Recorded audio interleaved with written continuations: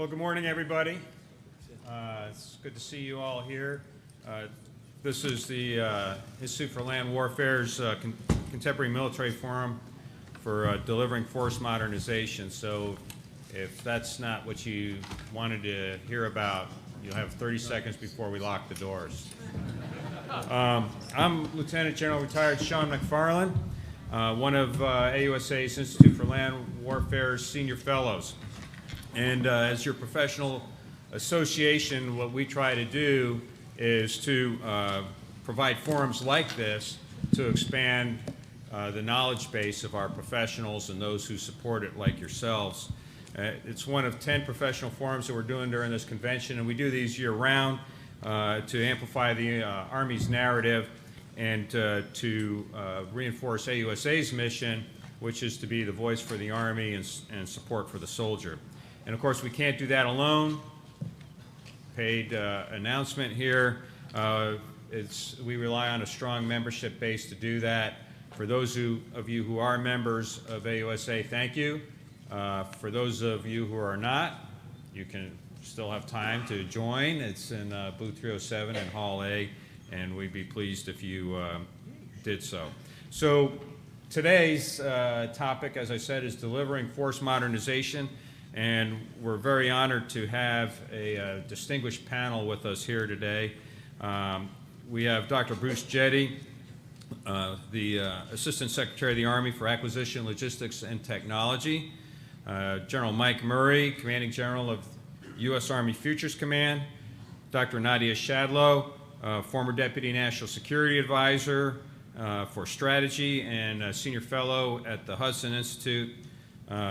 Gwen Shotwell, President and Chief Operating Officer of SpaceX, and Lieutenant General Neil Thurgood, Director of Hypersonics, Directed Energy and Space for the Rapid Capabilities and Critical Technologies Office. So he wins the prize for the longest title. And I'll be your humble moderator. So the format here is we're going to start with some opening statements from our two co-chairs, General Murray and Dr. Jetty, and then we'll get to questions for our other distinguished panelists, and then some questions from the floor, which I think there are 3x5 cards circulating around, or 5x8 cards.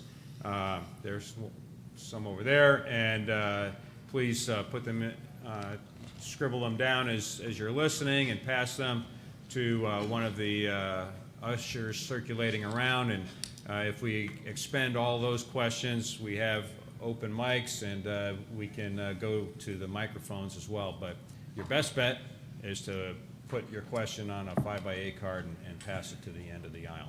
So without further ado, I will turn the floor over to General Mike Murray, who will talk to us about how we identify requirements for modernization. So first of all, just echo Sean's comments and thanks to everybody, especially on a Wednesday, right? So Wednesday, the history of AUSA, you're either trying to recover from Tuesday night, you're trying to catch a flight, or as you look around, you work in the Pentagon and you're trying to avoid going back to the Pentagon, so you found something to do. So I appreciate everybody's attendance at this, and I think you've got a pretty phenomenal panel in a long period of time for questions, and so I'm going to be fairly short about this. I've set a couple panels this week, and I've mentioned the Army Modernization Strategy several times. I've been told, as of this morning, I was quoted in the newspaper, it would be out in a few days. I didn't lie, it's out. Signed by the Secretary, the Chief, and the SMA. And it really talks about modernization more holistically than we have in the past. So this is not only what we'll fight with, the material solutions, which we've talked about in the past. This is also how we'll fight. So it's the concept called multi-domain operations. And it really talks about who we are. So it's very closely linked with the Army's people strategy and how we need to grow the talent to modernize and be successful in the future. So it's out there someplace, and this is kind of my paid political announcement. It's we try very hard to make it readable. For the strategy piece of it, it's a short 9 pages long, so you can get through it pretty quickly. There's about a 250-page implementation plan that goes along with it for use by the Army that I'm almost certain you would not want to try to read. But the strategy is out there, and I'd highly recommend you get it. And so part of what I hope will come out is, and we've been talking about this for a year, and Bruce and I, Dr. Jetty, talk often about why we're still talking about the relationship between AFC and the ASALT, in this case, the Army Acquisition Executive. And firmly, requirements belong on the AFC side, but I almost hate to even say that, because I think the thing that is happening, and it manifests itself with most evidence at the CFT level. And when I say CFT, most of you think of Ross Kaufman and Wally Rugen. When I say cross-functional team, the T is the most important part to me. And it's this relationship between, and the very solid relationship between the requirements community and the acquisition community, and often going back and forth without a clear fence in between, that I think is the most powerful thing that has happened in the last year. That would be number one. Number two would be our willingness and ability, freed up by the shackles of the senior leadership and really the Army's lawyers, to have honest and open conversations with industry about where we want to go, what we're trying to do, and have that constant dialogue back and forth. Are our requirements valid? Can these be achieved? What else would you recommend we do?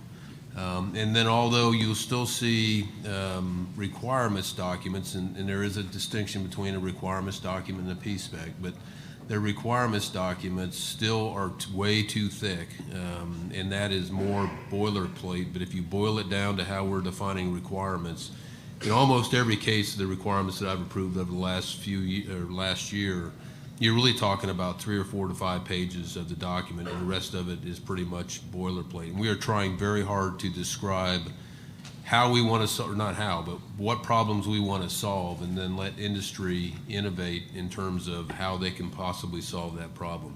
OTAs have helped with that, and really what I'm talking about now is acquisition strategies. And just like Dr. Jetty counsels me all the time on our requirements, Dr. Jetty has been very open to me talking about acquisition strategies and the best way to get after this. But it is at all levels about teamwork. It is all levels about delivering output. I read stuff all the time that are really interesting metrics, but to be honest with you, what I'm interested in is output for our soldiers in a relatively quick fashion. And relatively quick really depends on what it is you're trying to do. And at the end of the day, this is what we can provide our soldiers from a material standpoint, from a concept standpoint, and really from an organizational structure standpoint. And most people get focused on the material. I'm sure that's what we're going to concentrate on. That's fine.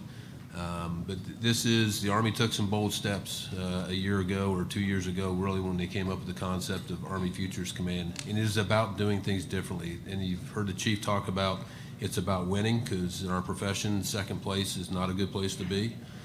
So this is about winning, and this is about looking at doing things differently and moving the Army into the information age, because we will not be successful if we just continue to do the same things we've always done in the past at delivering relative capability to our soldiers in a timely fashion. And the last thing I'd add that I hope you're seeing is different that we're doing, and it really came from so when you're told you're going to do something you've never been prepared for in the last 35 years, there's no formal education for what I'm doing.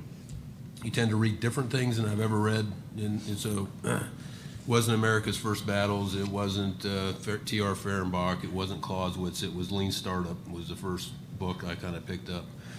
And the one thing I picked up from Lean Startup was customer involvement in the development process. And so you'll hear me talk all the time about soldier-centered design. And so, for instance, on IVAS, which most of you are familiar with Microsoft, we're at the second formal soldier touch point next month. We have well over 5,000 hours of interaction with young soldiers, the users of the material, and the developers at Microsoft, providing almost constant feedback to developers. So we make sure that we not only deliver a very capable piece of equipment at the end, but we deliver something that our customer, our soldiers, actually want and are capable and willing to use on a future battlefield.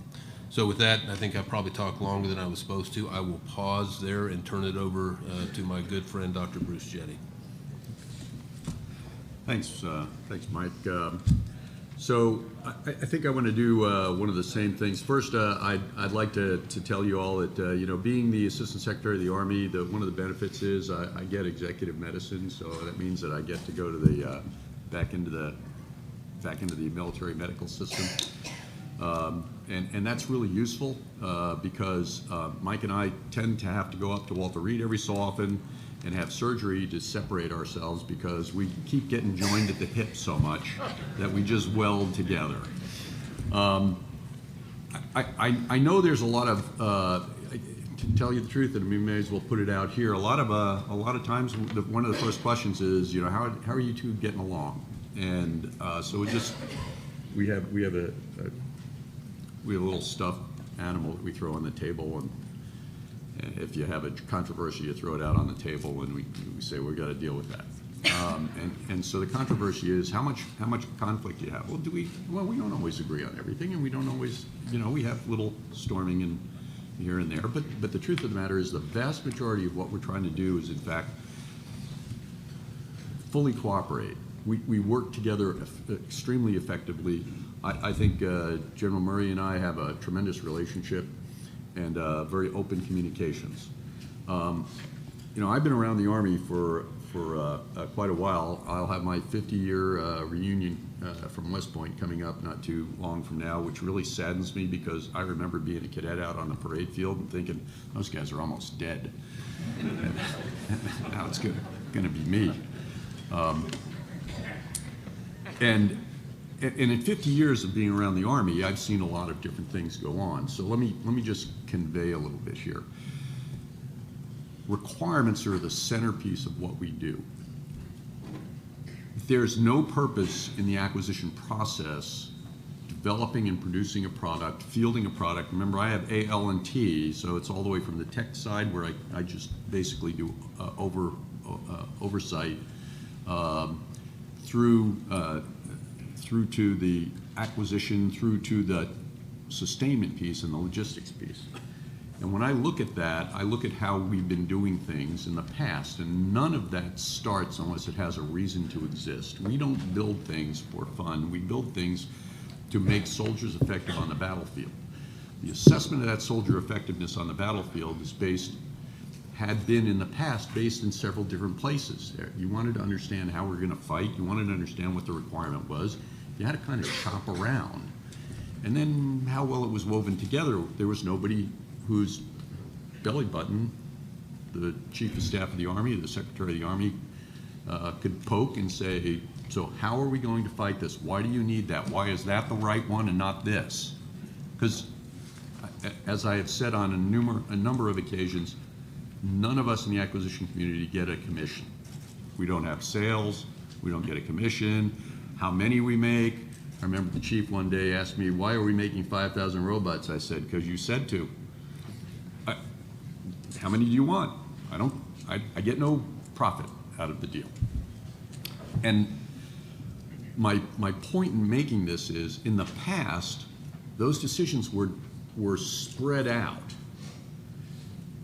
The value I have seen in AFC at this point, for me, as the head of Army acquisition writ large, is to have a partner who I can turn to for requirements, for understanding, for guidance on what they'd like to do in the path forward, and having that one place to go.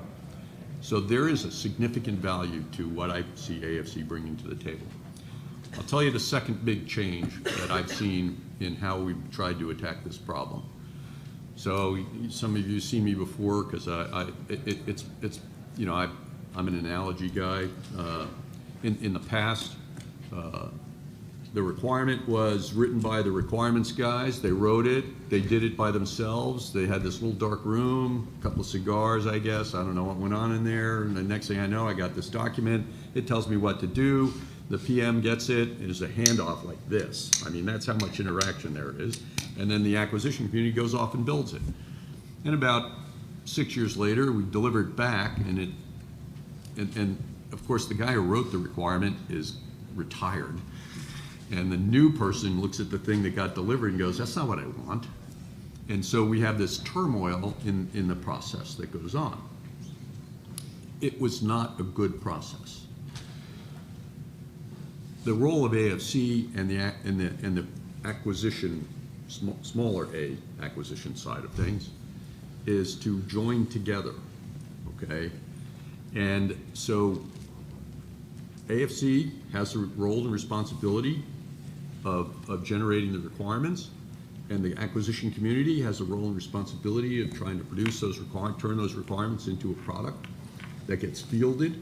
And you know, it's not just producing the thing, but it's how many are we producing, on what timeline, against what budget, how do we get it into the field, how do we train people so that when they get it, we can deal with it. All those are part of this half that requires continuous interaction with this half. So the joining of the two communities through CFTs and other actions, because the CFTs focus on 31 projects, but we really talk about many, many more. So this joining process, I don't know if you're far enough away, I'm wiggling my right-hand fingers. Those are acquisition officers who are PMs, PEOs, who also have pretty much everyone, I think all of my acquisition officers have combat patches from their time in operational communities. In turn, but they have a limited amount of operational experience, usually up to 6-7 years. You turn to the operational community, who end up in General Murray's side of the equation, and those people have much more operational experience, but not that much in materials. So by bringing the people who have the materials expertise and an ability to communicate across the boundaries into the operational view, and the operational community who may have at the very beginning not had much material insight, but now the organization understands why acquisition behaves the way it does sometimes. And sometimes they come up and say, well, you know, like General Murray said, you know, we find things we do more out of habit than we do out of requirement. And so we're identifying and raising some of those things up as well. So this cross-boundary cooperative nature, interaction, are there tussles occasionally? Sure. But you know, in the big philosophical storming, forming, and norming, we're well into the forming and norming phase of things. We still have a tornado or thunderstorm roll by every so often. General Murray and I'll get involved if we need to, but many of them are resolved even before they end up at our level. Because of that, I think that we're starting to see other integrated discussions. We are co-chairs on the EEPEG. And this issue, when you create a new organization, there's always boundaries, because somebody was doing something all the time before. Now that there's two organizations that are constructed somewhat differently, or at least one of them is reconstructed, there's a determination of where the boundaries are. What are you responsible to do? What am I responsible to do? Well, I used to do that. Yeah, but it was really my responsibility. Well, are you going to take the job? Yes. Okay. Well, here it is. Now how does that change my job? Some of that are things that we wrestled through. Where one of them, for example, is on the EEPEG. It was always just the ASALT that sat up there. Now, General Murray and I are co-chairs of the EEPEG. The person who's responsible for the operational value of a given system in the big context of warfighting now and into the future is sitting next to the person who's responsible to make sure that the procurement side of the Army gets it accomplished and gets it to the field on the time schedule is demanded of us, et cetera, et cetera. So now when something comes to the EEPEG for funding, the first place I turn is, do we need it? Do you want it? Is it operationally relevant? Does it fit your plan? And General Murray's been very good about turning to me and saying, okay, if we cancel this, what's the impact on businesses? What's the impact on this gap we may have in our technology, or a gap we may have in a production rate? Or what about what's the recoverable funds we can get out of this so we can put it in something else? This cooperative effort has, I think it certainly has yielded us an ability to restructure some of our programs that we've, back to the out of habit comment. Out of habit, we funded a lot of programs. When the operational side took a hard look at many of them, they said, I don't know if we need this anymore. I think we need something different that should cover it, but not this, because it doesn't cover new things that are emerging.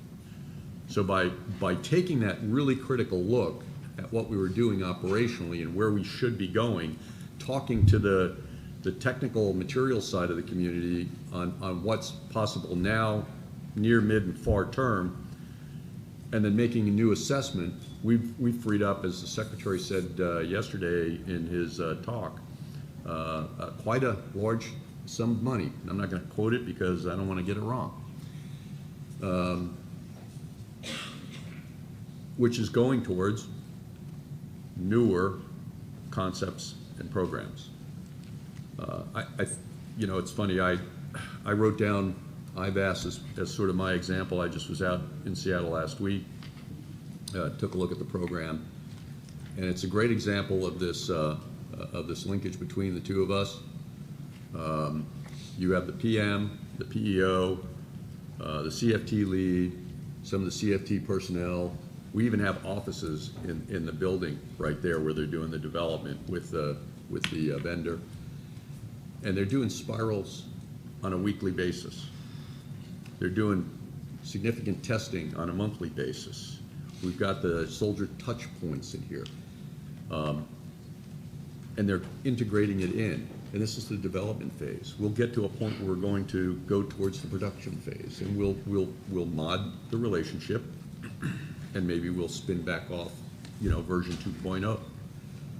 But right now, you can see this close interaction, because people ask for something operationally. It can't be done technically, or it can't be done economically, and we start managing that jointly, and we're having, I think, some better outcomes.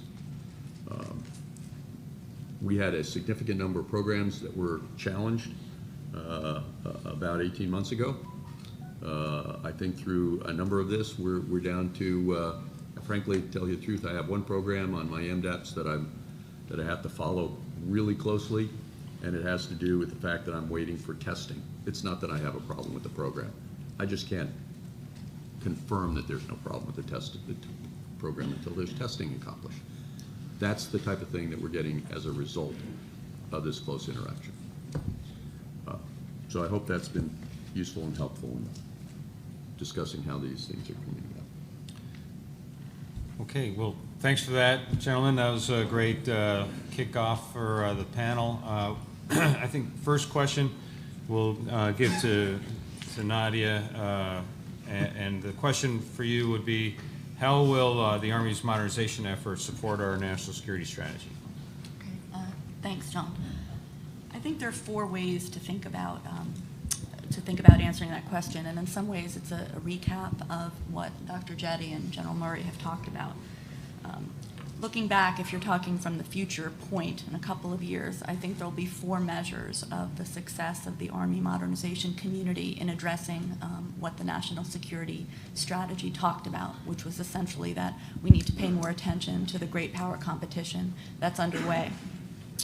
First, we will ask, have you identified and successfully communicated the strategic problems facing the United States and the Army specifically?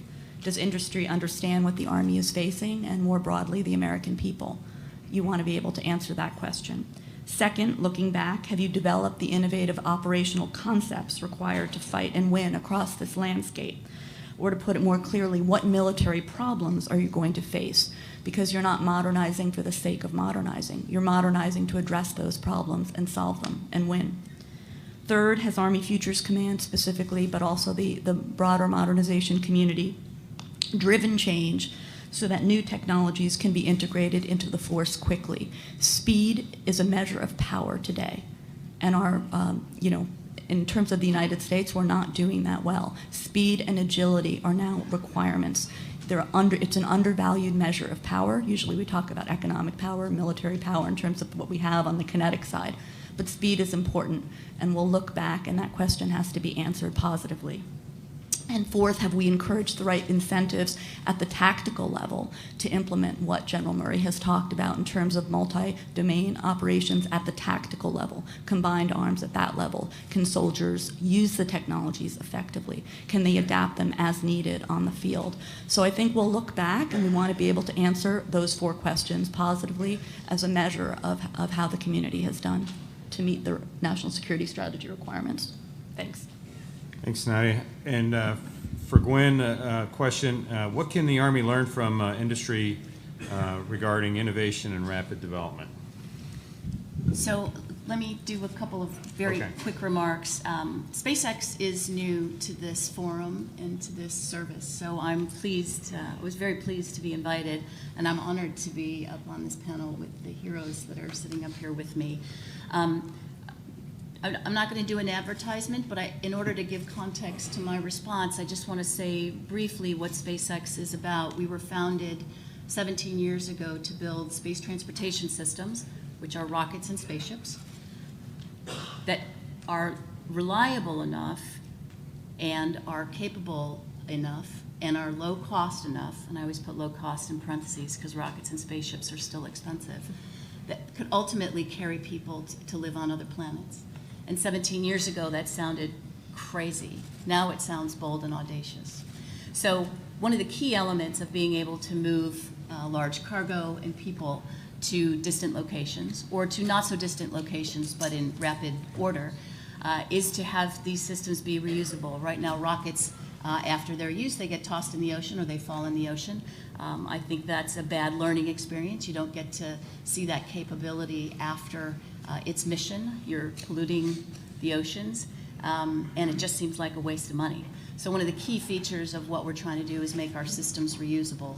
And I would like to roll a video and then talk very briefly about the journey that we took to make our systems reusable. So if you could roll this video. This is a little bit of comic relief for the morning.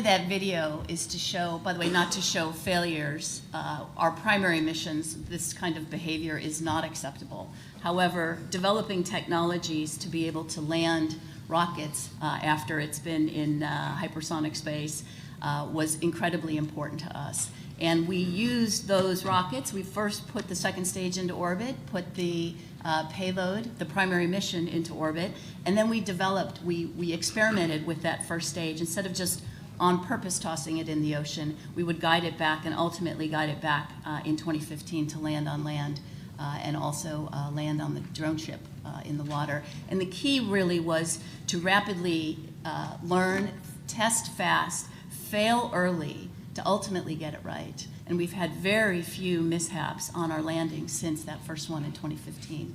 So you do want to fail early on development. You don't want to fail on your operational missions. You want to win on your operational missions. But it's important to test out and push the envelope during development so you know what your margins are, you know your weak points, and you can ultimately continue to spin your technology. Thanks, Gwen. And then a question for Neil Thurgood is, how's the Army partnering with industry to rapidly modernize in critical technologies like space? Great, thanks. So the visions that are happening at that side of the table get executed on this side of the table.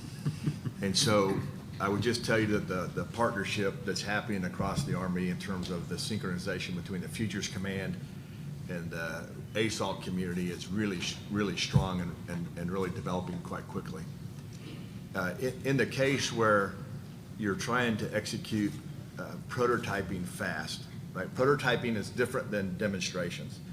Demonstrations are how you try to develop technology. Prototyping is giving things to soldiers for a combat outcome.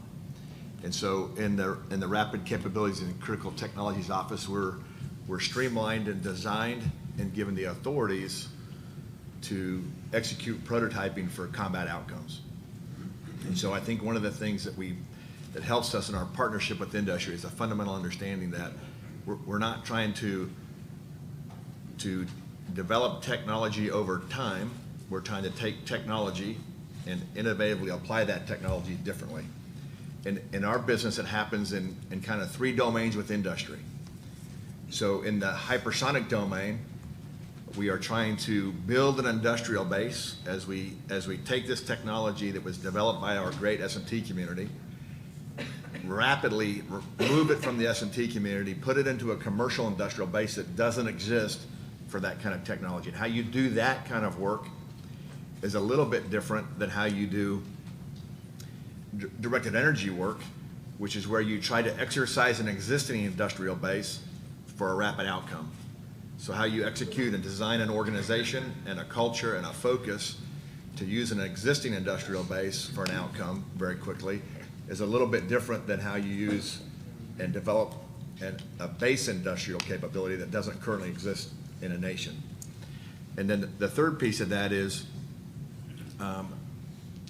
there's a whole set of our industrial base that I would put is out there exercising. It might be in a commercial marketplace. It might be in a university lab environment. It's the discovery of the industrial base, right? So how do we discover and technologies that are out there that we can innovatively use quickly? And so in order to get that outcome, whether we're trying to take something from the S&T committee and build an industrial base, whether we're trying to use an existing industrial capability or we're trying to discover an industrial capability, the focus that you need to do that and the authorities you need to do that are a little bit different. And under this domain of the Rapid Capabilities and Critical Technologies Office, we've been given the authority from our senior leaders to do those three types of activities.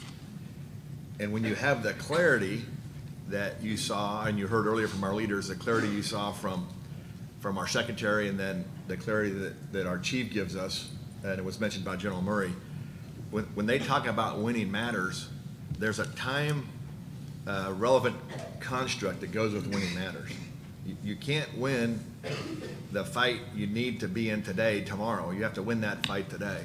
So it gets to the time constraints that are associated with the outcomes that we desire.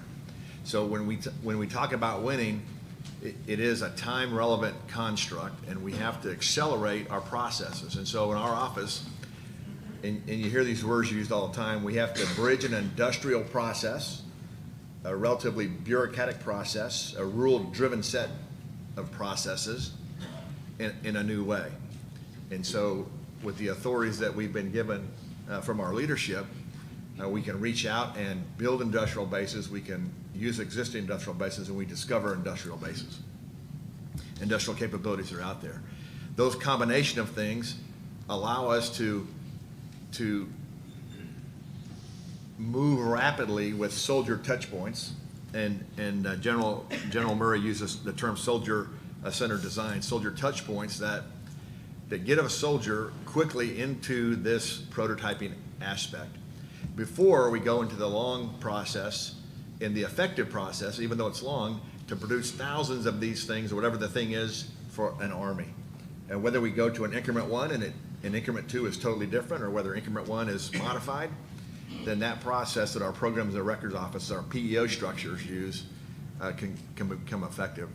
And so when you focus the structure, you focus the culture, and you focus the resources, then you get the outcomes you want when you partner those outcomes with our industry partners. So I hope that answered the question. Yeah, great. Thanks, Neil. So back to General Murray. Futures Command was designed to cut the red tape of modernization. Please talk about how you're working with other organizations like TRADOC and others to develop concepts across all .mil PF, and then the follow-on example is given. Are we simply modernizing current formations as they are, or are we reorganizing organizations and echelons to exploit new technologies? So I see two different questions there, Sean. So the red tape piece of it is, and I don't mean this in a bad way. So when the Army decided to stand up Army Futures Command, the FAR didn't magically disappear, JSIS didn't magically disappear, DoD 5000 didn't magically disappear.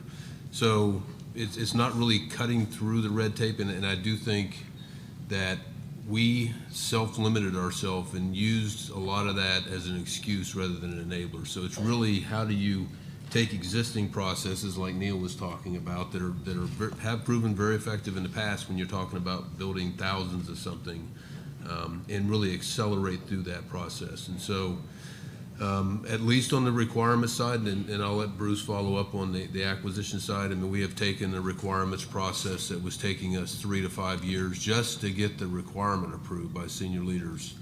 And I can't think of a case over the last year that took more than 6 months. And so we have really streamlined the requirements process. And then I'm sure Bruce will talk about the congressional authorities we've been given in terms of 804, 806 OTAs, and how that's really helping accelerate, once we do get a material decision, that's the way we're going to go. The cross.mil PF work is really interesting, and Bruce talked about when you stand up a new organization, you automatically cross boundaries into things that people thought they were responsible for. So the relationship I have with Paul Funk and part of Army Futures Command are the combat developers at each of the centers of excellence, which was historically owned by TRADOC. That is still a shared resource between TRADOC and although they belong to Army Futures Command. And we rely very, very heavily on the center commanders to figure out the priorities, which Paul and I lay out for them pretty clearly in terms of where their priorities lie. We have taken the approach, and it was mentioned earlier, in terms of materials got to match a need, and that's the beauty of the most recent NDS that then Secretary Mattis signed out, is it's very clear about what we should be developing concepts and organizational structures and material to support. And so we believe we are well grounded in the NDS. So I hope that's a check mark when we get there. But the whole .mil PF, and we really have not done a good job. We've been developing material for material's sake for a long time. And so in many ways, the 31 signature systems plus, I would almost call them 34 now with the thing that the three things that Neil Thorogood is focused on, are driving change in the Army across doctrine, and that's we're not to the doctrine point yet, but definitely the concepts of multi-domain operations. They're driving installation investments in terms of how we're investing in installations, different ranges, different facilities. They are beginning to drive the leader development. Most often, armies don't teach at their schools concepts. We're beginning to talk multi-domain operations as a concept in our schools. So from a leader development standpoint, it's starting to drive change in the Army.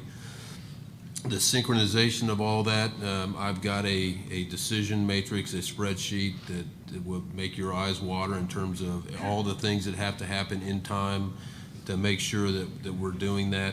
And we're beginning to look at things more as a system of systems approach. And the example I use all the time is one of the things we're working on, it's still an S&T effort, is a cannon that shoots 1,000 miles. Unbelievable maybe, but that's kind of what we're working on in an S&T arena. But if I can't see 1,000 miles, if I can't pass targeting data 1,000 miles over a reliable network, if I can't do battlefield damage assessment, from 1,000 miles away, then that's a really cool capability, but it's not very relevant. And so looking at this from a systems to systems standpoint, and not only across .mil PF, and I mentioned teamwork is one of the things we're working on. This will take a team of not only TRADOC and Army Futures Command and ASALT to make sure that we have everything covered in terms of how the material that we're working on is really driving the Army forward. We are looking at different organizational structures. We're experimenting right now with a multi-domain task force that's been in existence for a couple years and supporting U.S. Army Pacific and Admiral Davison and Indo-PACOM. We have just activated one in Europe in support of Chris Cavoli in U.S. Army Europe, and ultimately Todd Walters in EUCOM. And we will probably most likely stand up a second in Indo-PACOM for that theater. And the whole purpose of those organizational structures, whether they exist on a future table of organization equipment in the future or not, is to begin to experiment in the impacts of what we're doing in terms of material concepts on organizational structures. And we are beginning to look very, very hard at how we reorganize the Army, and it's probably going to be echelon responsibilities and echelon capabilities as opposed to the modular designs that the Army is organized under today. Did you want anything to that, Bruce? Well, the thing I would say is we are wrestling with the fact that FAR doesn't change. Quite a number of our regulations and DOD's DoD instructions don't change. I will say that OSD it did cause me a little fear when OSD said we're going to rewrite the 5,000 because to make it more efficient. Every time in my past that they said we're going to rewrite the 5,000 so that it's more efficient, it got thicker by a factor of 2 or 3 each evolution. This time, Honorable Lord has made a real focus of trying to make it much more manageable, and I think that some of the things she's doing actually will make it a much more useful document. However, it doesn't take away a lot of the things that keep us integrated. I mean, it's not just the acquisition community sits there and produces a product and leaves it at the loading dock and tells the acquisition community, or tells the operational community, there it is, we're done. We have to coordinate that big horrible chart that I'm sure all of you have seen with all the 8,000 boxes on there. So many of those boxes are actually pretty useful and necessary. Things like, you just gave me a new vehicle. How does that fit in my current motor pool? Is the gun tube long enough that now I can't put them in rows that close together and therefore I can't have as many rows in my motor pool? Those are other things that are kind of this cross between, as General Murray was saying, General Funk has to figure out what his facilities look like. General Murray's got to figure out what the operational value of putting the systems in place are. We have to figure out are we gonna have to put money into the budget for actually modifying the facilities that General Funk owns in order to be able to accommodate the operational capabilities in a full systems approach? So it's sometimes not so simple as an issue as just saying, well, I want to modify a requirement. 804 has given us a lot of flexibility to get at what General Thurgood was saying, you know, and General Murray has said. How can we get things done? How can we cut past certain things that might be in the way? I think what they're really doing, 804s and OTAs, is letting us get to the point that that Gwen was really focusing on. Get to a solution early that you can employ. And, you know, fits Nadia's point about being operationally relevant for the National Defense Strategy, and get it into the hands of the soldiers early. But don't forget that you have to go back and clean up the battlefield if you've got things like motor pool sizes or new tool kits that you need or all these other things to make sure that it can be sustained in the field. Thanks. Well, and I'll just follow up with another question for you, since we're talking about the impact of modernization. And this is a question that deals with how will the Army mitigate the risks to readiness and avoid creating a culture of haves and have-nots as we build an MBO force with all these high-cost material solutions over extended implementation timelines. Yeah, that's so haves, have-nots. I mean, I try to stay away from haves. You know, haves and maybe haves better might be a good way of looking at it. But, you know, so I grew up in the Army a long time ago, and I grew up in an ALO 4 unit. And so while Sean McFarland was on the GDP in Germany with M1 tanks and Bradley fighting vehicles, I was sitting at Fort Carson with M60A3s and 113s. The division commander was a man named Denny Reimer. The 3 brigade commanders were Tom Schwartz, Tom Carter, and Wes Clark. And so the leader development piece of it, you know, really weren't impacted with being an ALO 4 unit. It wasn't that the 4th Infantry Division was any less valuable than the 11th ACR or the 1st Armored Division or anybody else. It takes time to field equipment. So we've got 20 Armored Brigade combat teams in the United States Army, if you count everything in pre-positioned stocks. At best, even with increased funding, at best, we'll be able to modernize 1 brigade a year. So it's going to take me 20 years, and we've said this before, but hopefully not with the same technology in the 20th one as the first one. But regardless, it's going to take 20 years. So really what we're focused on is not haves and have-nots. It's getting the newest and most capable equipment into the units that need it first. And so there was also this thing back when I was growing up called a Forces 4 document. And when I was in the 1st Cavalry Division, we were on, you know, we call it pass charge now, but we knew that if something happened in CENTCOM or if something happened in PACOM, in Korea specifically, we would be one of the first ones to go. And so that's really what we're trying to do. And under the construct of the National Defense Strategy, you have contact, blunt, and surge forces. But the units that will be in contact first, regardless of the compo, whether that's regular Army, National Guard, or U.S. Army Reserve, gets the very best equipment first. And then there will be obviously a long period of time as we continue to field new equipment across the rest of the Army. And another, I mean, I may also add the concept of the Army deters as a whole by being prepared along a continuum of conflict. And so different parts of the Army play a role in that across the range, sort of the campaigning concept.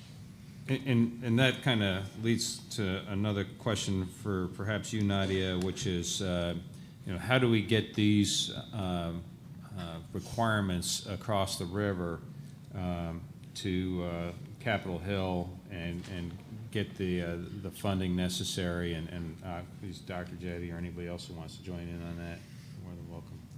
Yeah, I think really to the point I made, the first point earlier, it's explaining, you know, with clarity the nature of the threats and the problems. Don't assume that the Hill just knows that. I mean, it's a constant discussion of the problems, of the threats that are being faced, briefings. You know, there's a lot of information out there. Not all of it's classified. You know, you use all of that to explain what's necessary and the imperative of it. So. Just presence matters, and so and I think I said this in this forum up front. So the cross-functional teams, and when I say that, it was the director and his associated PM or PEO, in some cases both the PM and PEO. We're well over 550 trips to the Hill since 1 January.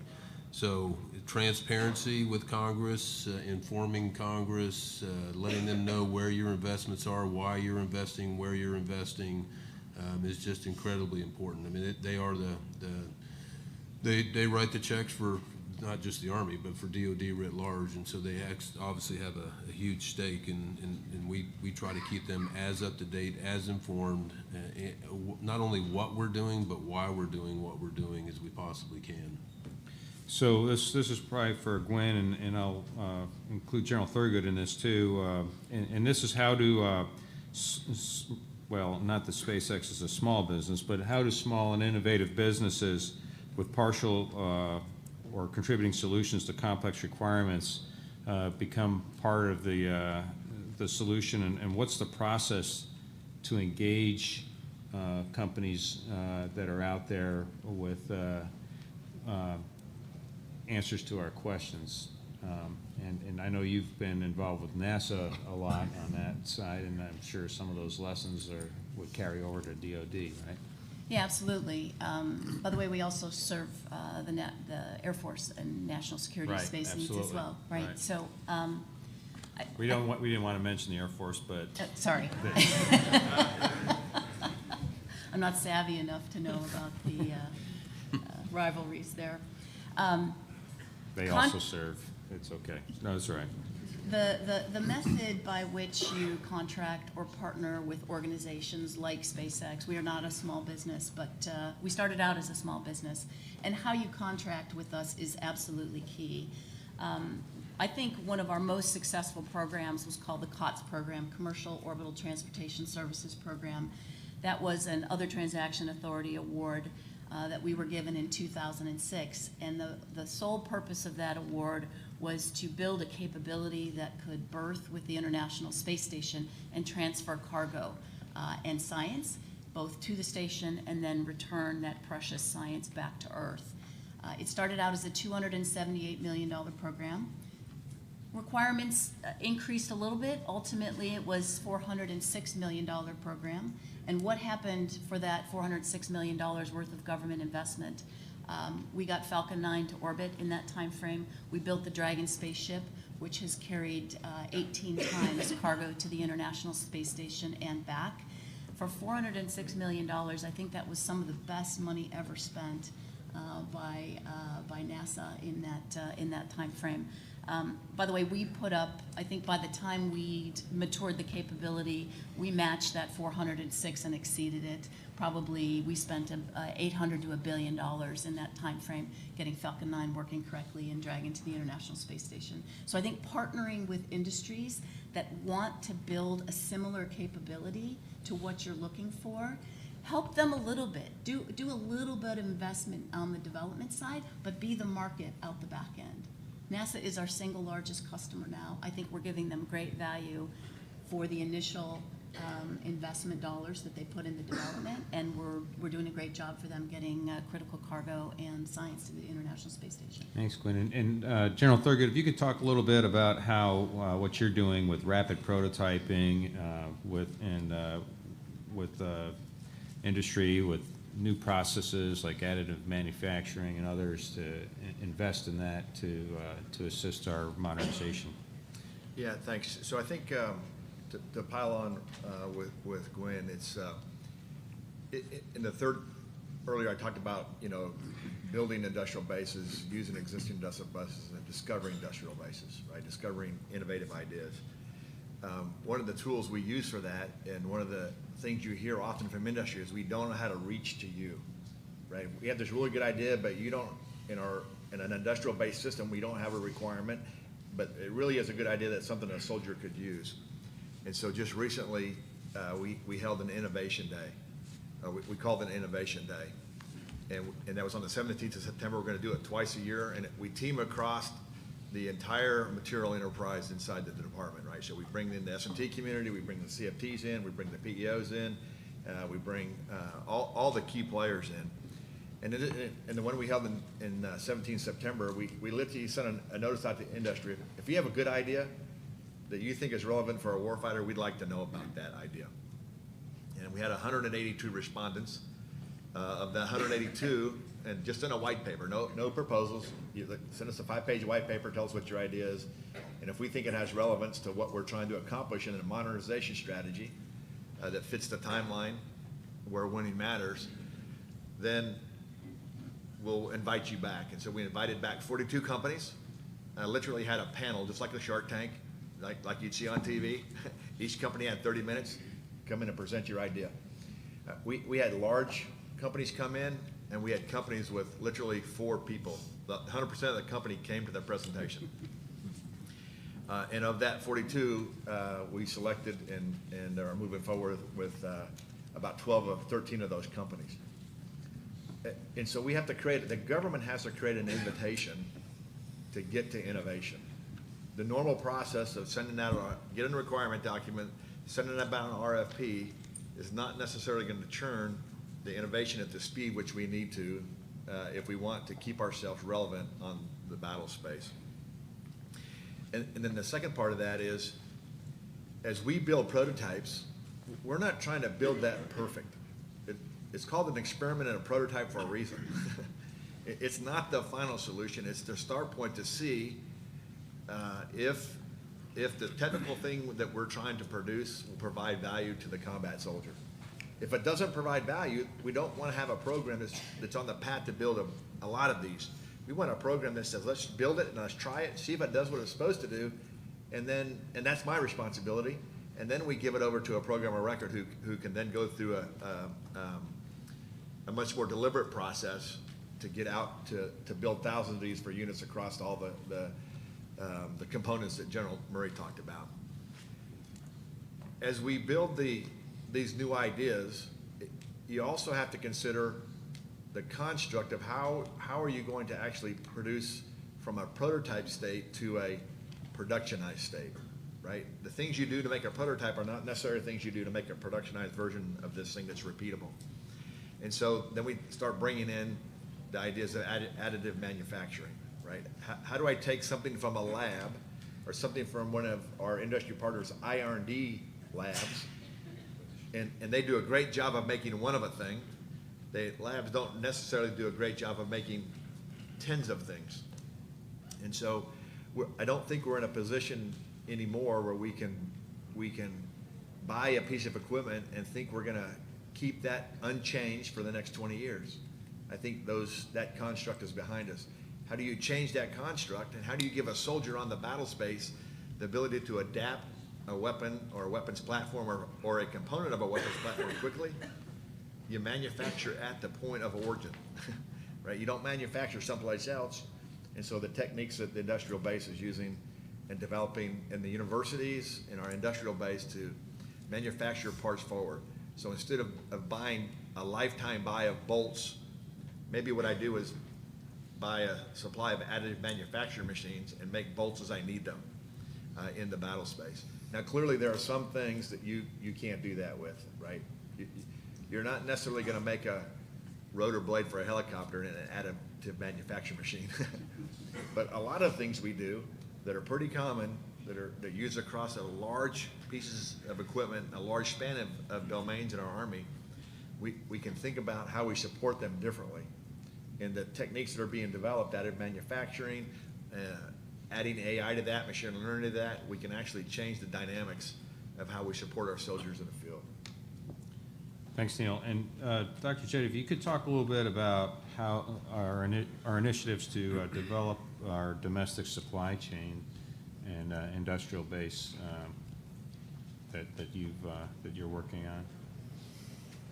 So this is actually a really timely point to bring up, and Neil began touching on this. In fact, just right before we came in here, General Murray and I were talking about the industrial base. We have a problem with the industrial base, particularly for the defense industry. My problem in my assessment is that the industrial base is in fact that, an industrial base that, you know, you can think of large smoking cauldrons of steel type things. And they're that way because that's what we drove them to. We need to re-examine our industrial base. The first point is the industrial base we have right now has some gaps in it because we haven't been producing large equipment systems in a long time. We haven't employed some of the technical capabilities that we used to have a lot of alacrity with, and now we're developing our own system for welders. We're teaching welders because there's not in college. Everybody's trying to go to college, and nobody's trying to go to trade schools, even though tradesmen often make more than people in college, and that's before they start paying off their college loans. So we've got in the country generally a shortcoming of skilled craftsmen, and it takes people, even if they're operating equipment, to be able to understand how to convert the science and technologies of just welding into something that actually produces a vehicle that's able to hold itself together particularly under the stressful conditions we require of it. So my first piece is I think that we have to take a broad look at the industrial base we use, particularly for the heavy technologies, and then make a determination as to how we might support them in their development of the workforce that they need. A second piece to this is we need to take a look at what we're trying to do with this industrial base. So we have just put out the Secretary announced a policy for advanced manufacturing. Notice I said advanced, not additive, okay? Because if every time somebody says, if we could just have found a different letter than A, I think we would have been better off. Because they see added, added, it must be additive manufacturing, advanced manufacturing. This includes printing, but you know, printing a bolt doesn't mean it's a bolt, nor will it withstand the stresses and strains of a bolt. So there's also subtractive manufacturing, a little bit more common in our minds, so we dismiss it as actually a component of this. There's conformal manufacturing. I was up at the University of Chicago taking a look at a machine that they have that takes, you stick a plate in there of metal, and you program it, and it will bend that thing into any shape you want. It's a very cool looking machine, but you definitely want to stand back. We've got people who've come in with casting, doing castings by additive manufacturing combined with some other techniques. Pretty much all of the different methodologies, we've got these advanced technologies that are there. And we've got to have the industrial base begin to look at how they get those pieces integrated into how they do business, both from the design phase. There are some rocket engines we've recently been shown by small vendors. You can't machine it. You can't create the engine unless you're doing advanced manufacturing. But because you're doing advanced manufacturing, that engine outperforms any prior engines because you can tailor it so carefully. So we have to start at the design phase, consider the advanced manufacturing capabilities you bring to the table, consider how we're going to employ those in the industrial base so that it's part of our manufacturing methodologies, make sure we've got a workforce that can work that, then come back to the point of how do we sustain things if we're going to evolve the systems. If I've got 1.0 and 2.0 is not going to look exactly like 1.0, it may be a derivation of 1.0 with new capabilities injected into it, or it may be a totally new system. If I'm going to remain a commercial competitor, I've got to be able to produce 1.0 and then go to 2.0 and then go to 3.0. Chevy does it, Ford does it, Toyota does it. How come we in the defense industry have not designed our production capabilities to be able to accommodate that type of change? They do it on an annual basis. I'm looking for 5 years. And then how do I sustain it? I will tell you I have transmissions probably in a warehouse. I don't know this for sure, but I'll buy any of you a cup of coffee if you want to put it up, because it'd probably, given the count here, I probably have the next 3 years worth of coffees covered if I needed it.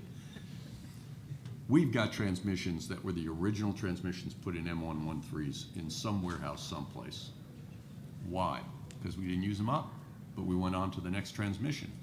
But our methodology is, in the industrial age approach, you buy the transmissions so you have the supply of transmissions in case you need to replace the transmissions, particularly if there's a conflict.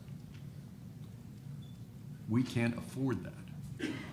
We need to find ways to be more agile in our sustainment, and that only starts, that'll only work if we start back here in the front end, thinking about all the ways to inject the new technologies into the industrial process, not just what the new doohickey is. Thanks, Bruce. Sean, I just go wanted to ahead, add one point in terms of the national security strategy had a concept in it called the National Security Innovation Base, which was an effort to capture many of you in this room are part of that base. Gwen is part of that base. What are the components that you need to sustain innovation, and think about that, Right. more broadly? Right, absolutely. I'm going to ask Mike and Gwen, General Murray and Gwen, to talk a little bit about partnering with academia. And we'll start with you, Mike, on what you're doing in Futures Command, and then Gwen, how do you partner with academia at SpaceX? So it's, and the Army's got a long history of partnering with academia, and I've forgotten the exact number. It's 200 plus universities that we invest with in terms of research, primarily at the basic and applied research level is where most of the investment was and still currently is. But what I found in the short year I've been in places, there was always a lack of focus. And so it's one of those metrics that's interesting, 200 plus universities, $12 billion over the FIDEP, and that's probably not the exact right number, but it's not far off. Then I started asking, so what's the output? I mean, what are we getting back in return? Because in my mind, and maybe I'm just naive, it should be a two-way street. If we're going to invest resources into research in a university, we should be getting something back in return.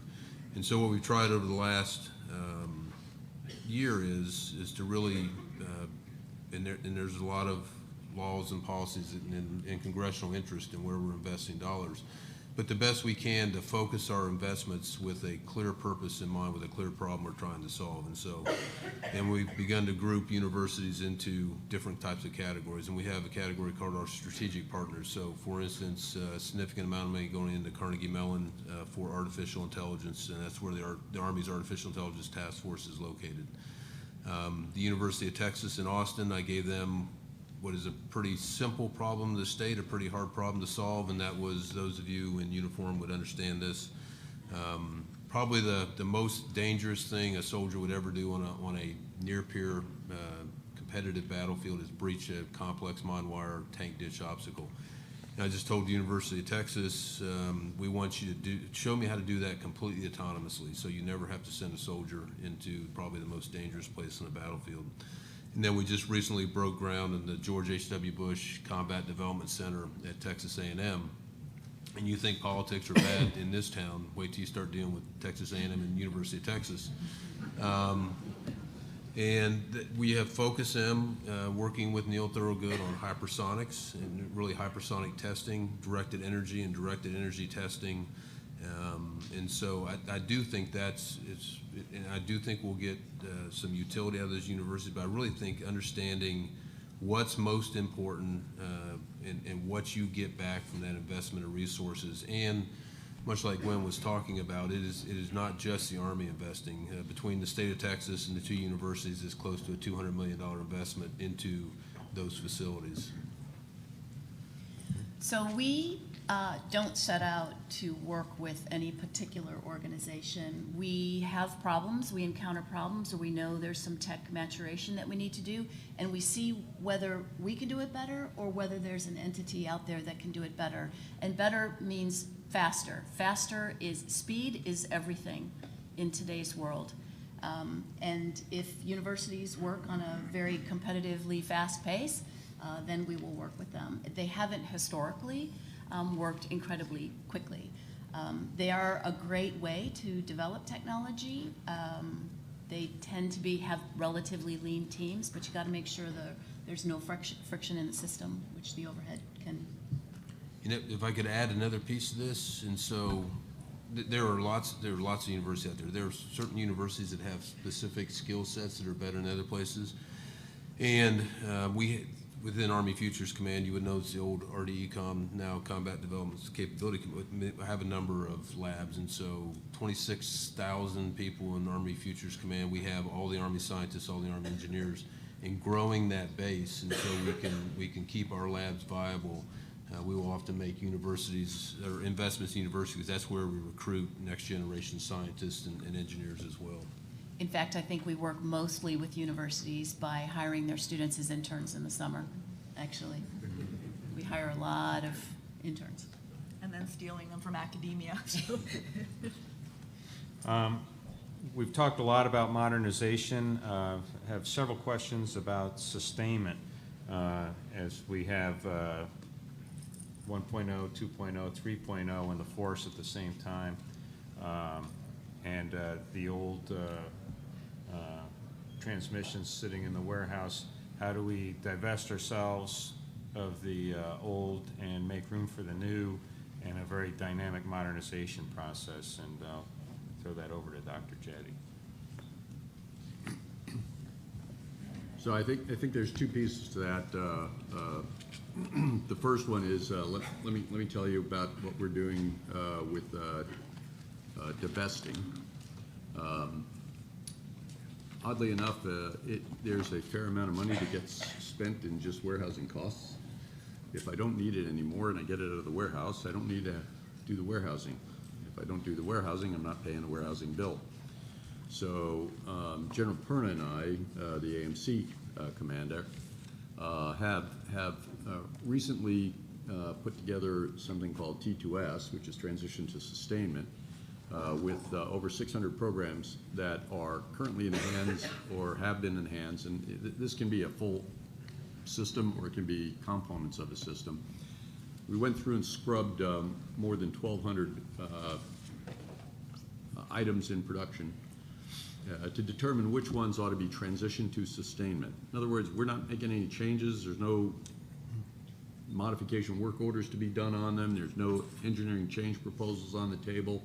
Basically, the item is done. It works. It's in the field. We got to maintain it. We may rebuild it, but we're not doing any significant changes to it. Those type of items, it used to be that we were doing it, well, so many years later, we're going to do this. We're going to transition to sustainment. And what always happened was we'd get to that transition point and then go, well, you do know we're going to do this change next. Well, the change concept, the baselines for the equipment is always maintained in the PEO structure because they're the ones responsible for the next version and any modifications to the existing versions. The sustainment side of the house is set on the baseline that they're handed, and then they keep that maintained. So because we had a slow process of making a decision to actually transition something to sustainment, we just wait until we get into this timeline, and then we'd make a decision, and what the decision 9 out of 10 times was, well, it's not ready for transition. Instead, what we've gone back and done is taken a totally different approach, which is let's determine what the characteristics are of a system to move it into sustainment, and then decide when we do so. So it's not time-based anymore, it's performance-based. In the process of doing that, we reviewed 1,200 programs. In the process of doing the 1,200 programs reviewed, we're transitioning over 600 of them. I don't remember the number. It's 684, I think, is the actual number. So General Perna and I sat there and said, well, you know, we already have pretty full warehouses. If I keep transitioning stuff to you, number one, the sustainment budget's gonna go up and eat all of the development budget. And number two, the warehouses are gonna get full, and I already have enough warehouses, so let's see what we gotta do, and we're developing a transition to divestiture program. And in the transition to divestiture, we have a large number of pieces of equipment which we have, but there's no expected purpose for it. We have large supplies of repair parts for pieces of equipment we don't expect to do any modernization or upgrades to. And so what we're currently doing is putting together our divestiture policy and plan to basically scrub through, just like we did for the 1,200 programs, to scrub through all the rest of our materials and try and determine what can we divest of, get out of the system, no longer maintain, and move forward. So that's a basic divestiture. One of the best things we can do to avoid having to divest is in fact doing that. Don't buy things we don't need. This goes back to my discussion about the transmissions and why it's so important to me that the industrial base starts to push us in how they believe we could maintain our ability to keep things operational in the field in a timely manner, even in a highly contested environment, without having to have a mountain of stuff back here. And so we're looking at, in fact, trying to develop some specific methodologies and technologies necessarily in that arena. Thanks. And now we looking towards the future a little bit for General Murray and maybe Dr. Jetty too. Do you see what do you see as the future of the cross-functional teams? Do you see a need for additional CFTs? Will the current CFTs work themselves out of a job? And as multi-domain operations becomes more of a joint doctrine, would we create more joint program offices in order to manage? That's probably for you, the JPO. So. Yeah, I'm going to leave the joint program offices all to Dr. Jetty. Yeah. So one of the fundamental things that I think we've come to realize over the past year is that institutionally the Army has to change, and I've called it various things over the last year, but the current term is a persistently modernizing organization. And so, we're in a hole right now, and that's really the reason, and there's lots of reasons we're in a hole from Army Futures Command. But, what I don't want to do is modernize here in the near term and find ourselves in a hole again in 30 years. And so the role of Army Futures Command, I don't think ever goes away, because when MDO becomes a piece of doctrine and it gets turned into doctrine, by our history, we'll need another doctrine in 20 or 30 years. And so we will move on to determine what comes after multi-domain operations, when and if it becomes doctrine. When the cross-functional teams field a piece of material, we'll move on to something else. And so whether the 8 cross-functional teams, the 6 modernization priorities remain that for forever, probably not forever. Near term, absolutely. The 8 cross-functional teams are the 8 cross-functional teams, and we're addressing things through other mechanisms. For instance, the ISR task force run by the Army G2. The 6 Army modernization priorities will not change in the near term, but the goal of the cross-functional teams, and I don't ever see them working themselves out of a job, it's what comes next. Once we start we collectively begin to field a piece of equipment and roll it out to the field, we have got to be forward-thinking enough. And so, I used to play a trick with my kids all the time. Is they'd ask me for something, I'd tell them tomorrow, and they'd talk to me tomorrow, and I'd say it's not tomorrow, it's today. And so in many ways, tomorrow continues to advance. And so how do you keep looking, be agile enough to keep looking into the future to make sure that tomorrow never sneaks up on you and you are in a position where you're competitive for that future? And did you want to talk at all about JPOs? Yeah, so I'll give you a quick update on JPO perspective. So this is my personal opinion. I don't see joint program offices as significantly fruitful. If you look back at the history of them, they've been established more out of political desire than they and ethereal concepts that if only we bring everybody together and sing songs, we'll get the best answer. And what really ends up happening is everybody gets together and they all wrestle over what they think is they should be in charge of. And I mean, look, UAVs were a prime example. We had a UAV program. It was an Army program. We decided, OSDs decided it was going to be this is years ago, so I'm not blaming anybody that's probably even alive.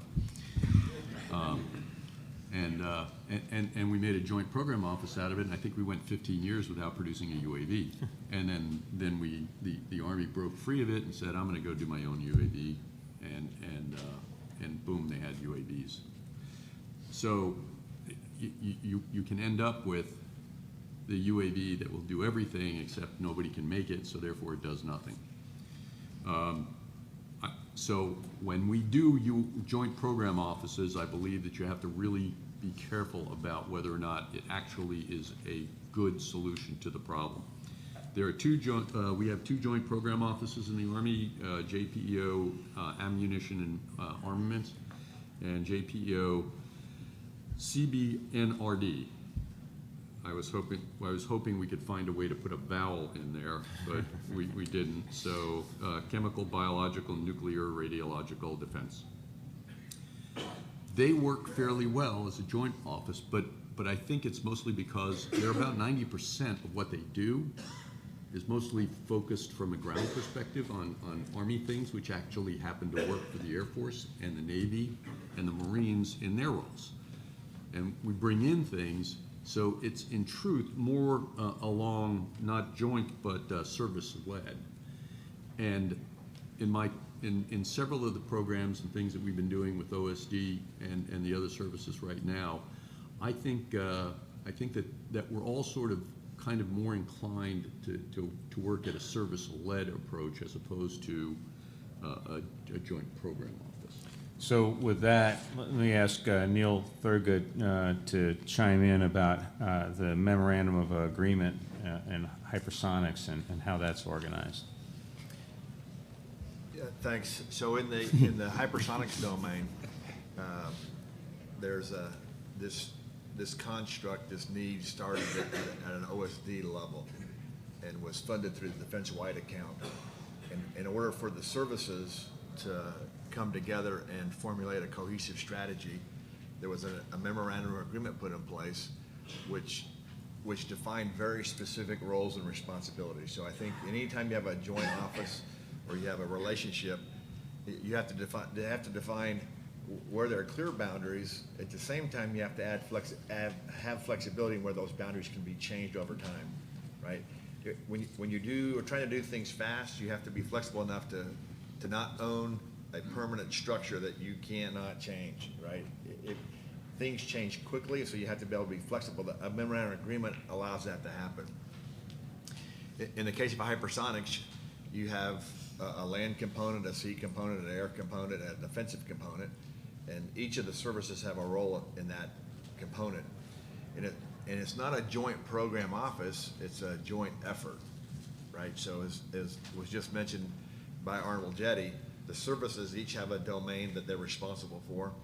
And this, at the 3-star level, we meet, so myself for the Army, Vice Admiral Wolf; for the Navy, Duke Richardson, Lieutenant General Duke Richardson; for the Air Force, and Vice Admiral Hill for the Missile Defense Agency.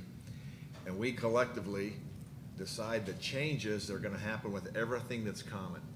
So across those 4 domains, those 4 pillars inside of our MOA, we share the common hypersonic glide body. And so in our MOA, that the Navy owns the design responsibilities. In other words, they have to figure out collectively and have to use the board of directors to collectively determine how we're going to go forward. And then they have to put a material strategy together to go forward, whatever block 2, block 3, block 4, whatever is going to come forward. In that same MOA, the Army owns the production responsibility. So the Army owns the responsibility to produce an industrial base that can take something out of the labs and commercially produce this in large numbers. if you don't have those agreements in place, imagine how difficult it would be if the idea was just this group designs it and throws it over the wall and this group produces it. That would almost be an impossibility. It would almost never work. And so this collective board of directors that we operate under allows those decisions to get made and balanced across the common elements. A subset of that is the Navy and the Army share a common booster stack. And so there are no independent decisions that get made on the booster stack, not on the Army side, not on the Navy side. There are no independent decisions that get made on glide body design and how we're going to produce glide bodies. Even though the Army is responsible to produce them, and we have a very detailed list of every glide body we're going to produce and where it goes and what its outcome is for and who's going to use it, so that we synchronize the individual priorities of effort with the national priorities of effort to meet the national defense strategy, produce the outcome in the relevant time that we need a national capability. Sometimes we've used MOAs as a mechanism to help make hard decisions.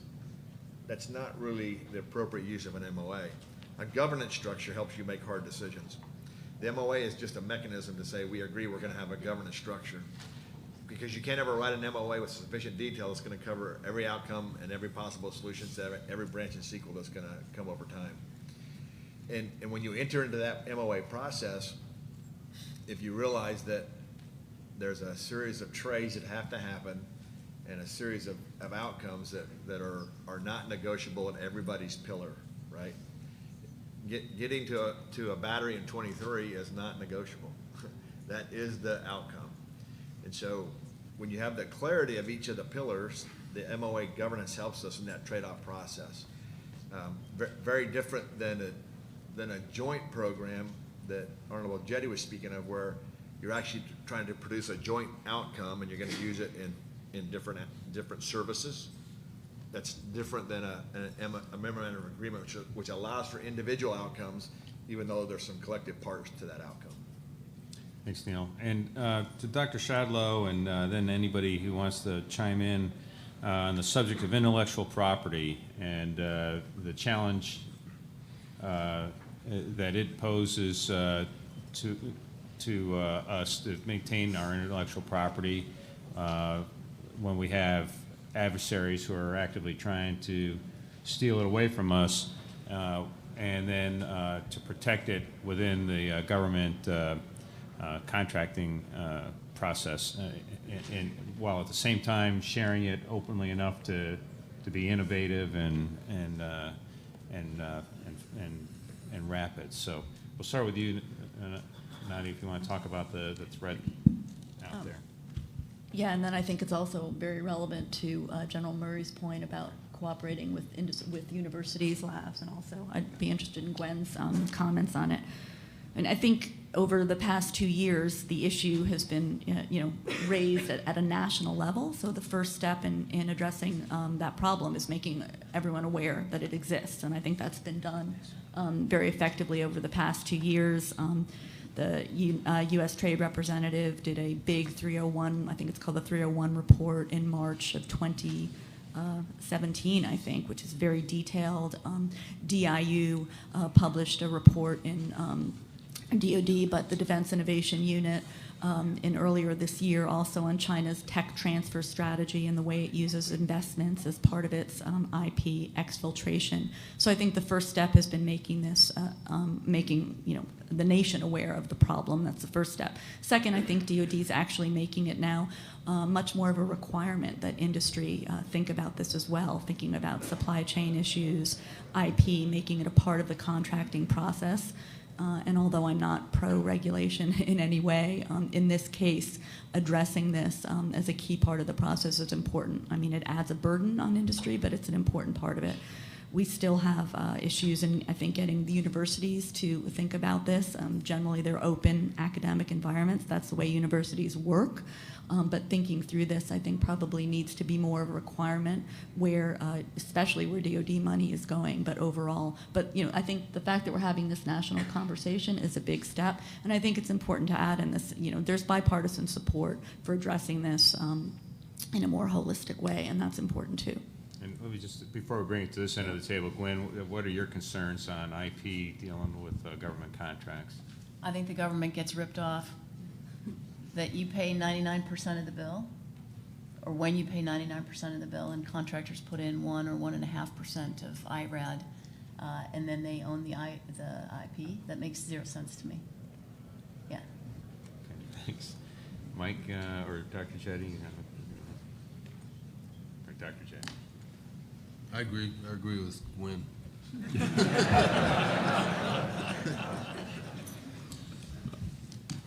So IP is one of my favorite topics. We have another hour to talk on IP. I have IP. I have patents. I know the difference between patents, trade secrets, and copyrights.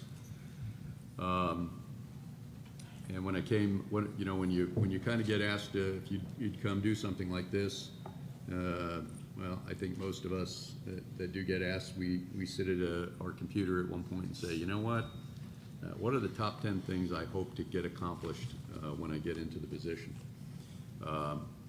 One of the top 10, in fact, quite close to the number one.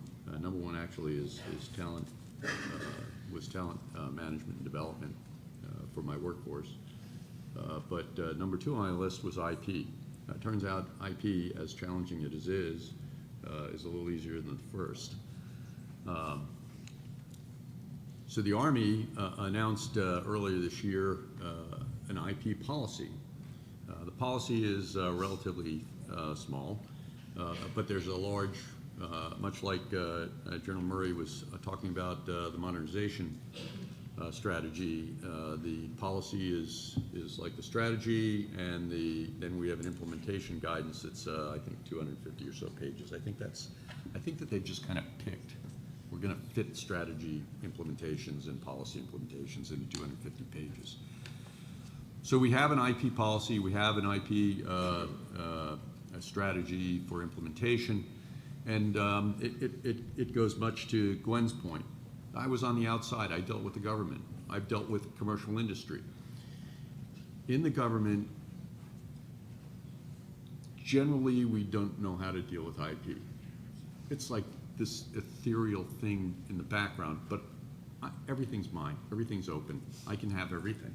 And the problem with that is, no, you're not a 3-year-old. It's not all yours.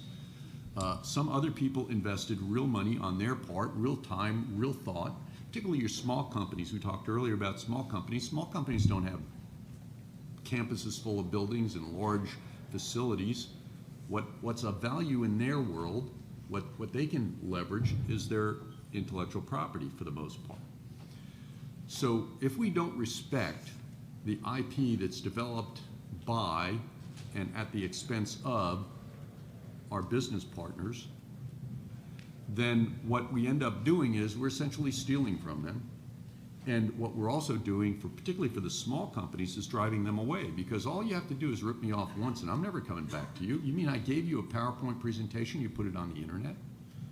Okay, in my position, I've actually done 2 15-6 investigations on basically that very thing, because I honor the people who invest in developing IP and then bringing it to the Army as a potential capable application.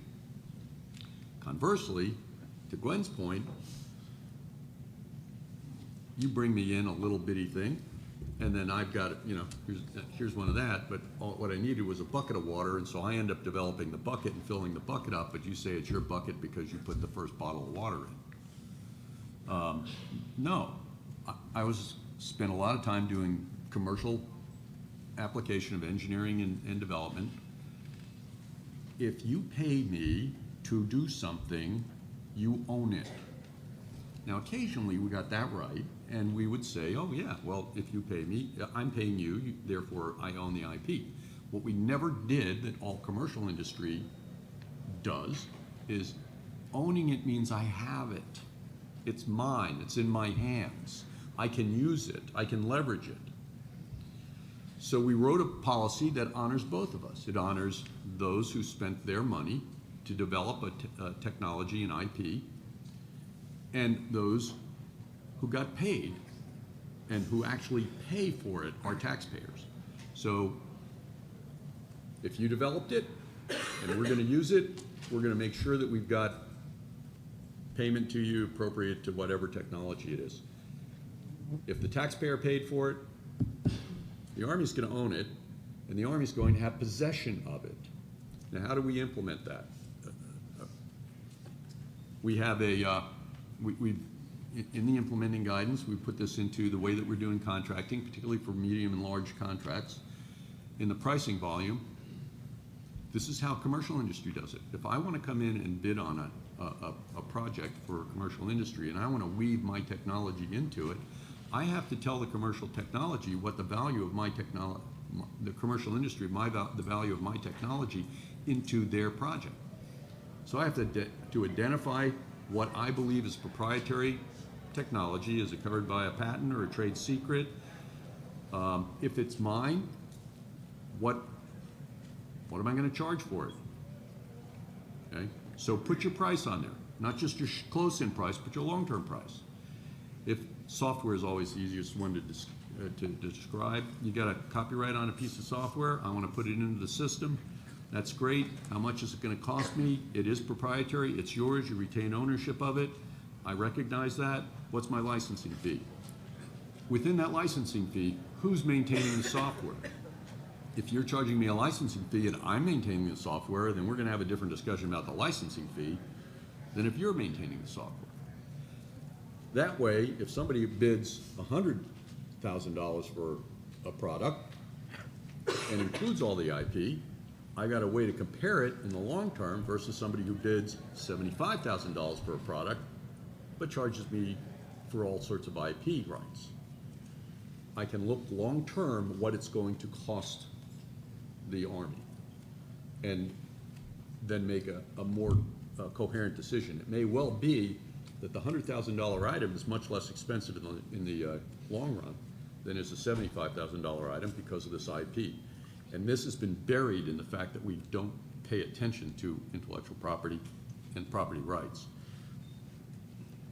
I also believe that there's one last twist to this.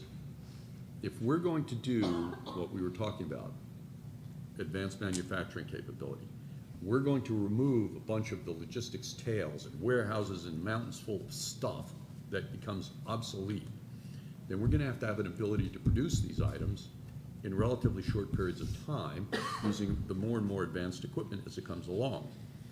But I don't want to take industry's investment in their technology. So if you invented a doohickey and we want to produce a doohickey and we've got a license and we accepted that doohickey as part of it, then the license goes out and you say, well, yeah, but I want to produce it and then I want to put it in a bag and we'll ship it from point A to point B and maybe we make a pile of them. How about we just put the licensing fee into letting us produce it at the front end? So now I've got a forward support battalion. They download the file, they push the button, kerchunk, out comes the doohickey, and a check shows up just like royalties for TV commercials and those type of things. You just think of that. Isn't this a good idea, guys? You're the industry guys. You're just sitting there, you're at home, a check shows up in the mail because some guy in Poland just printed out one of your doohickeys, you know, and you didn't have to do anything. You got a profit out of the deal. So I think there's a lot of things we can do just by simply not ignoring IP and getting it straight within each other's. If I could add to that. So the first thing is you're my new best friend. I love that construct. I think there's a balance that happens between where the government is involved in building an industrial base, like I mentioned earlier, where we're putting money into an outcome that doesn't currently exist, and who gets to drive that outcome, and who gets to own the results of that outcome, versus the second piece of that, which is there's an existing industrial base, and they have a thing that they put their investment in, and that thing is now available for an output to a soldier to use in combat. And then the third piece is a company that is we're trying to discover an output, an innovative idea. In most cases, those are not exactly what we want, but it's pretty close, and we may take it and modify it to a thing we want where we share the intellectual output and the intellectual income. that's tied to the idea that General Murray talked about is when we're out at a company or we're bringing soldiers to increase the soldier touch points, and so that we use this soldier-centered design construct, then we're helping in that process of what that output becomes. That's a shared intellectual property outcome. And so there's this balance that has to happen as we make those agreements and make those arrangements up front in the process. And particularly in the prototyping world, the only really rule we have in the prototyping world in terms of design is don't build brick walls to the future. Don't design something so poorly in a prototype that it can't be modified for a future outcome. By definition, it's going to be modified. That's why it's called a prototype. And the sharing of that is a balance that gets negotiated at the upfront piece. At the delivery point with the soldier, who by the way doesn't care about any of this argument, it is not the time to have that conversation because it gets there's too much emotional discharge associated with it. And so you have to have those agreements up front and based on a mutual understanding of where that basis happened in the process. Thanks. Okay, so unfortunately, we have enough questions here that we were unable to get to fill another 2-hour session easily. So for all of you who submitted questions that we didn't get to, I apologize for that, but thank you. And thank all of you for attending, and especially thank you to our panelists for your time and insights for what I think was a very informative discussion. So thanks, everyone.